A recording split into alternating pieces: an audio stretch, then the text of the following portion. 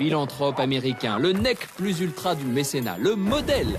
Admirons donc un instant la fondation Bill et Melinda Gates, la plus puissante au monde, avec une dotation supérieure à 50 milliards, soit plus de 10 fois le budget de l'Organisation mondiale de la santé. À son programme, réduction de la pauvreté, vaccination, éducation des filles et émancipation des femmes. On ne peut qu'applaudir. Sauf que tout cet argent n'est pas directement distribué aux bonnes œuvres. La fondation consacre seulement 5% de ses avoirs aux dons, le minimum légal pour bénéficier de l'exonération fiscale. Tandis que les 95% restants sont investis. Un trust rattaché à la fondation se charge de les placer dans les énergies fossiles avec Total et BP, dans les OGM avec Monsanto Bayer ou encore dans l'industrie de l'armement. Une fondation qui alimente les fléaux contre lesquels elle prétend lutter.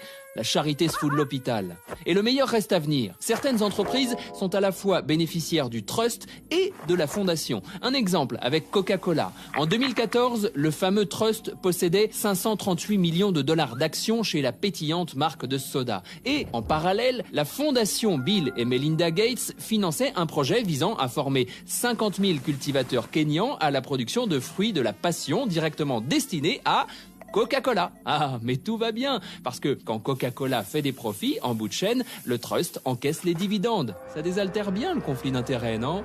Oui, mais si ça marche, le nerf de la guerre est là. Qui évalue ces programmes? À ce jour, la fondation Bill et Melinda Gates n'a de compte à rendre qu'à Bill et Melinda Gates et leur riche ami Warren Buffett. Leur influence, tout comme leur fortune, ne cesse de grimper. Bill Gates reste plus riche que 45 des 48 pays d'Afrique subsaharienne.